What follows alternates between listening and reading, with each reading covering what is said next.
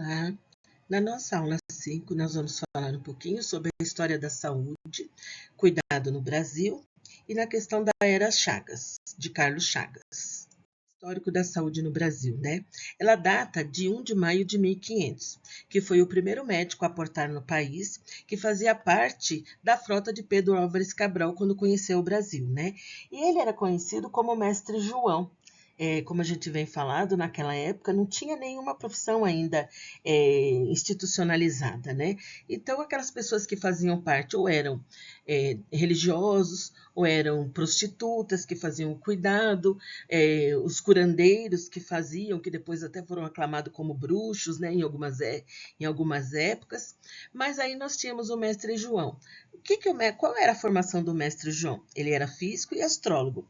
E ele simbolizava a medicina da época. Por quê? Porque ele tinha conhecimento. Necessariamente não era conhecimento restrito à medicina ou ao cuidar. Ele era físico e astrólogo, então ele conhecia um pouco mais. Então as pessoas o buscavam para querer entender quando estavam doentes. E ele automaticamente acabava fazendo uma consulta, e aí foi denominado como Mestre João, né? Porque ele atendia as pessoas nas questões generalistas. Como Pedro Álvares Cabral trouxe o Mestre João na sua caravela, também já existiam os povos indígenas aqui no Brasil, né? E aí os povos indígenas também tinham o seu Mestre João, no caso, que era o pajé. Porque o pajé, o que eles utilizavam? Eles utilizavam ervas, utilizavam as floras nativas, que faziam chás, ungüentos com essa flora, né? Com essas ervas, no caso, né? Então, o povo indígena, eles eram sadios, porque eles não tinham doenças. Assim como depois acabou vindo as epidemias, algumas doenças, a cólera, a febre amarela, por conta dos europeus que trouxeram para o Brasil. Mas os indígenas não tinham doença nenhuma, eles eram um povo sadio. E aí o pajé que atendia esse povo, né? E ele utilizava os chás através da flora nativa da região. Como eu falei anteriormente, né, ó, com a questão da colonização, com esse povo que começou a vir para o Brasil, vieram os brancos, né, que eles trouxeram quais doenças? A varíola e o sarampo. E os negros trouxeram a febre amarela. Então, aí que o povo indígena brasileiro começou a ficar doente, porque foram esses desbravadores, no caso, naquela época, que começaram a trazer as doenças para o Brasil. E aí, assim, esse período colonial, ele acabou sendo muito caracterizado pela deficiência de medicamentos e profissionais médicos, porque já que não existia doença aqui, utilizava só as ervas, não tinha tanta necessidade de atender, porque não tinha doença, assim, o pessoal era sadio. Mas com essa colonização, começaram a ficar todo mundo doente, né? E aí, além dessa precária técnica que imperava, foi considerado verdadeiro depósito de doentes os hospitais. Por quê? Porque não tinha como tratar, não se sabia como tratar e não tinha como tratar. Então colocava as pessoas doentes lá como se fosse um isolamento. E lá ficavam e lá morriam, né? Essa situação começou a se modificar com a chegada da família real no Brasil, em 1808. E como que era o atendimento à saúde, né? Nos 3 primeiros séculos, existiam as enfermarias jesuítas, as santas casas de misericórdia, que eram as únicas formas de assistência hospitalar de que dispunha a população brasileira, e no século XVIII começou a existir o hospital militar, que começou a atender a população militar apenas, né? Não que atendia a população no geral. Só para vocês terem uma ideia, como era a Santa Casa de São Paulo, ela ainda tem um pouco essa característica, ela parece uma igreja, né, se a gente for pensar, porque a questão da religião católica era muito preponderante em todas as etapas que existiu a existência humana, né? Desde a questão da concepção do ensinamento cristão até o cuidado, que também era feito por religiosos, pela questão da abnegação, da obediência, nesse sentido. O hospital militar também, porque ele seguia uma hierarquia rígida e tinha que obedecer quem era subordinado hierarquicamente, né? E aí nós tínhamos aqui um hospital militar que era o primeiro a existir, que foi em Porto Alegre. Higiene Pública, né? 1850 é criada a Junta Central de Higiene Pública, que tinha a incumbência de coordenar os municípios, né?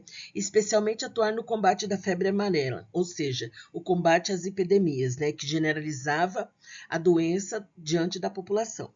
O período de 1881 até o final do século XIX, já estamos chegando perto de nós, né? Ocorre a substituição da Junta Inspetora Geral de Saúde e de Higiene Pública, né? Posteriormente é criada a Inspetoria Geral de Saúde nos portos, porque os portos eram o lugar que mais desembarcavam pessoas doentes, que vinham dos navios, né? Então vinham já doentes, com os vírus, com as doenças, aportava no porto e ali disseminava a doença nas outras pessoas, né? E aí foi criada essa junta nos portos com a finalidade de controlar e bloquear a entrada de pessoas doentes no Brasil. No século XX, surgiu a implantação da administração científica por meio da utilização da estatística como instrumento de mensuração de fenômenos sociais. E nós podemos considerar aí a questão epidemiológica, porque a epidemiologia trata com questões estatísticas, né? Você começa a quantificar quantas pessoas estão doentes e com qual doença estão. Então, para o quê? Para você poder fazer ações de saúde pública. Epidemias de doenças transmissíveis, em particular a febre amarela e a malária, produziram um impacto dramático de mortalidade nas cidades, morreram muitas pessoas, a população morreu assim acirradamente, né, nessa época, e nos principais canteiros de obras, né, que era localizado nos países periféricos. Então, as pessoas ficavam muito doentes, porque além de ter uma brutalidade do serviço, né, porque o serviço de obra ele acaba sendo um pouco brutal, as pessoas diminuíam a imunidade e acabavam ficando doentes, sendo atingida pelas doenças muito mais fácil, né? E aí causou prejuízo no comércio e dificultando a expansão do capitalismo, porque as pessoas começaram a morrer, as pessoas começaram a ficar doentes e não tinha mão de obra naquela época para poder fazer substituição da mão de obra, né? Aí, no século XX, começou a criação das campanhas sanitárias. O sucesso das campanhas sanitárias destacou-se tanto por seus resultados no controle de processos epidêmicos, né? Como, por exemplo, de articulação entre o conhecimento científico, a competência técnica e a organização do processo de trabalho em saúde, né? O conhecimento científico pelo advento da formulação das vacinas, né? Competência técnica porque existia profissionais específicos para trabalhar na elaboração das vacinas. E a organização do processo de trabalho, temos nós aqui na ponta, fazendo a organização para quem vai tomar vacina primeiro, qual é a população-alvo dessa vacina, qual é o território que vai identificar essa população para ser aplicada as vacinas. E hoje em dia nós seguimos um pouco isso também, né? Já entra na questão da saúde coletiva, pensando no coletivo, pensando na população doente, né? Oswaldo Cruz foi nomeado diretor-geral de saúde pública em 1903 e o cargo dele correspondia atualmente como se fosse o ministro da saúde, né? Utilizou o Instituto Soroterápico Federal como base de apoio técnico-científico e deflagrou suas memoráveis campanhas de saneamento. Então, associou a questão da limpeza urbana, higiene dentro das casas, com a vacinação. Então, não adiantava nada eu vacinar a população se eu não tinha saneamento básico. Não adiantava nada eu vacinar a população se a própria população não tinha higienização dentro das suas casas.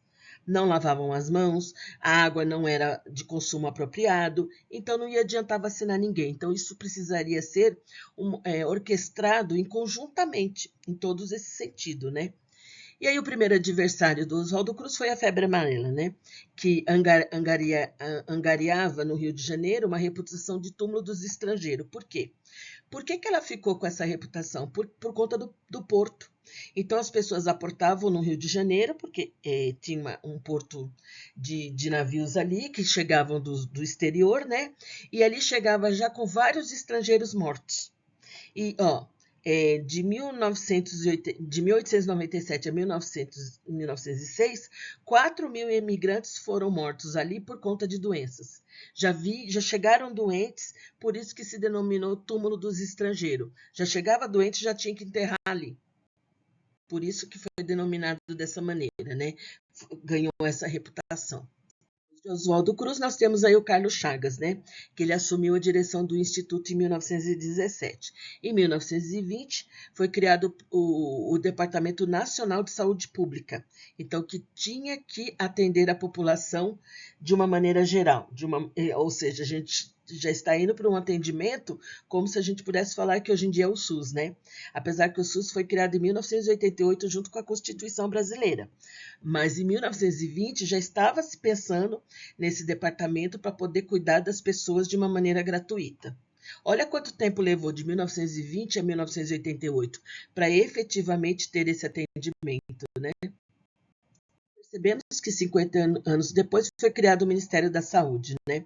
A reforma de 1974, na qual as secretarias de saúde e de assistência médica foram englobadas a constituir a Secretaria Nacional de Saúde e posteriormente o Ministério da Saúde. Trazemos aqui o artigo 96, né, da nossa Constituição de 1988, a Constituição Brasileira.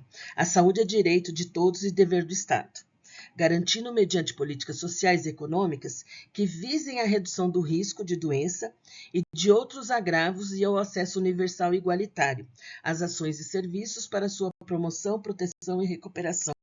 Então, a saúde é um direito de todos nós e é dever do Estado zelar por isso. Falei para vocês, e aí vem surgindo o Sistema Único de Saúde, que ele surge juntamente com a Constituição Federal, em 1988, e a prerrogativa do SUS é: as ações e serviços públicos de saúde integram uma rede regionalizada e hierarquizada, e que constituem um sistema único, organizado de acordo com as seguintes diretrizes, que nós vamos falar a seguir. As diretrizes, né? Primeiro, a descentralização, com direção única em cada esfera de governo. O que é essa descentralização? Nós temos o poder federal, que é a nível nacional, o poder estadual, que é de cada estado, e o do município, que é de cada município brasileiro.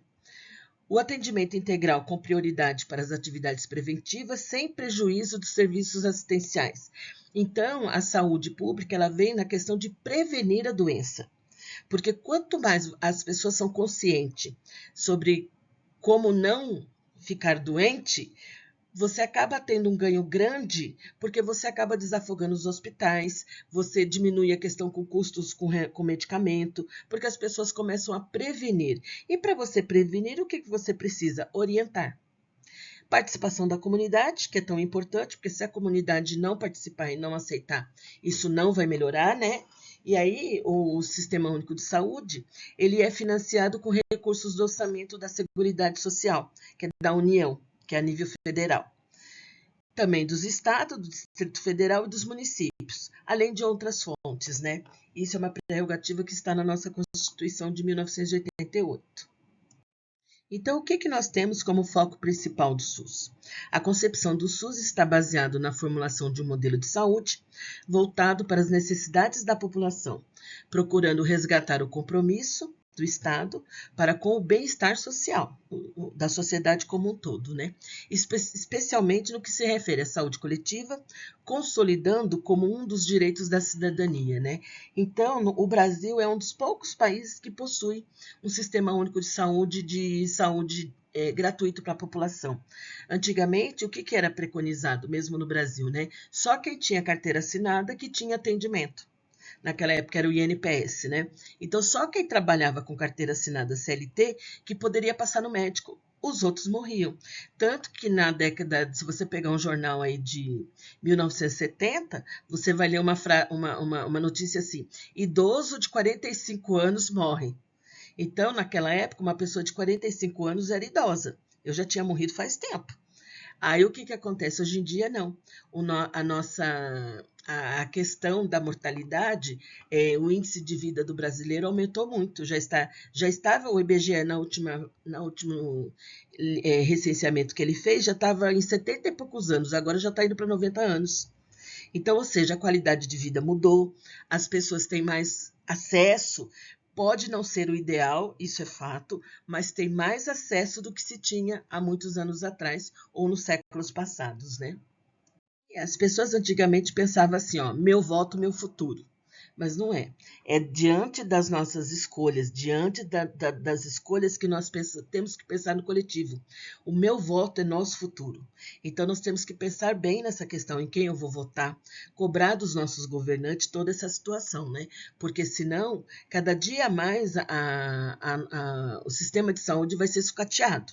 Então, isso não pode acontecer, porque o Sistema Único de Saúde, o SUS, ele, em papel, ele é excelente. É o melhor projeto que se teve até hoje na área da saúde.